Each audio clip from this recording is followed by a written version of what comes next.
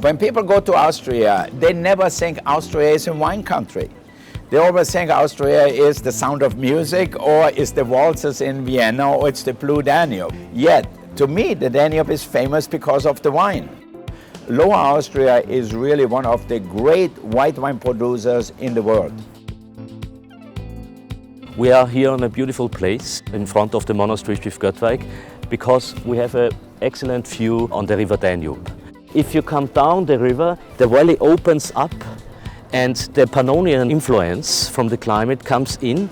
We have on one hand, of course, the hot Pannonian climate coming from the east, but this meets the cool winds coming from the north. So in terms of climate, I think we are here perfect. Our wines from Austria, especially Grüner Veltliner and especially Riesling, can compete with any in the world. They have great structure, they have great intensity, and I think great acidity. You find most of the great Rieslings in Austria grown on primary rock. Why? Because they translate the minerality, and you get that in the flavor of the wine. We have the terraced vineyards along the Danube and the side rivers of the Danube. They are very dry, they have a very high degree in mineralization. This is the perfect condition for Riesling production. The first 10 inches you see, that's the topsoil. Then further down you can see actually the limestone material. So the roots of the wines have to go really deep down into the ground to get some nutrients, and that results in wines with deep minerality and enormous concentration. The most important grape here is of course Grüner Veltliner, the main grape from Austria. Grüner Veltliner has so many different layers. It can be from very, very light, peppery, dry, crisp, fresh, but you can also go up to the really high scales. They have the tendency to be really powerful, really concentrated, and they have a richness to it, yet they're still dry. In the lower parts are löss. The löss came from the glaciers as sand flown.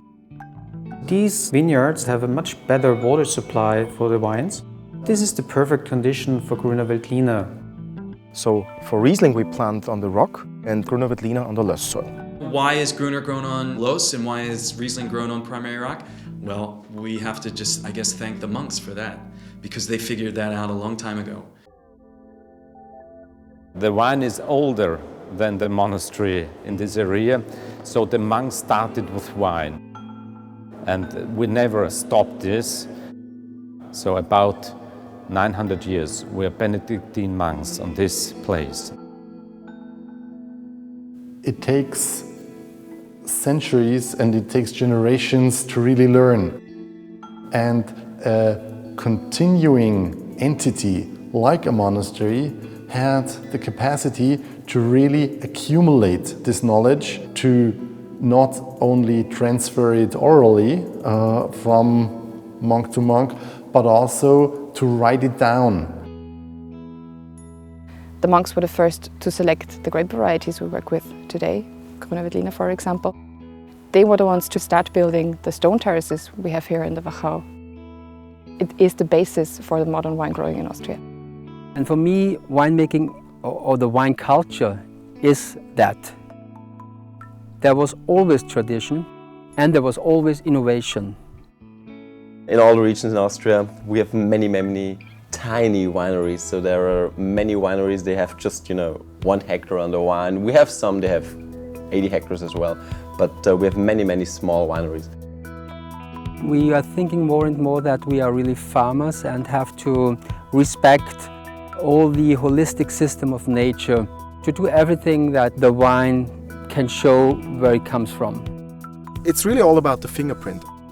This is the tension of the terroir in combination with a fine acid. I love Austrian wines because they have a lot of acidity, so it goes very well with food. Here we have our steamed lobster Hong Kong stout, and I drink a good concentrated Riesling with that, and it's perfect. And I remember at the beginning when we served Austrian wines with our Asian food, people said, what does Austria and China have in common? But I said, you know what? A great wine with a great dish has something in common. And then we have a lot of red wines too. Now there are few of the grapes which were very famous in Austria, like Blaufränkisch, but also Zweigelt, which is one of my favorite. It has this kind of cherry-like hint to it. So they grow very well in Lower Austria also. I like to compare the Blaufränkisch and the Zweigelt with the Cabernet Sauvignon and the Merlot. Because the Cabernet Sauvignon and the Blaufränkisch, they are higher in tannin, they are a little bit more spicy, they have some herbal notes, there's more structure on the palate. And the Zweigelt and the Merlot, they have more extract, they have more juice on the palate. They are not as high in tannin, not as high in structure, but they are smoother. St. Laurent is a very indigenous variety. In cooler vintage it's more like a Pinot. In hotter vintages it's a little bit more like a Syrah. It's a little bit more power, a little bit more structure. This is a style that people worldwide now are looking for. They look for fresh, crispy wines that they can enjoy really with food. There is no other place with these conditions. And this is also the reason why we cannot copy another wine style or another region, like Chablis or Burgundy. It's impossible. It's growing here, under these conditions.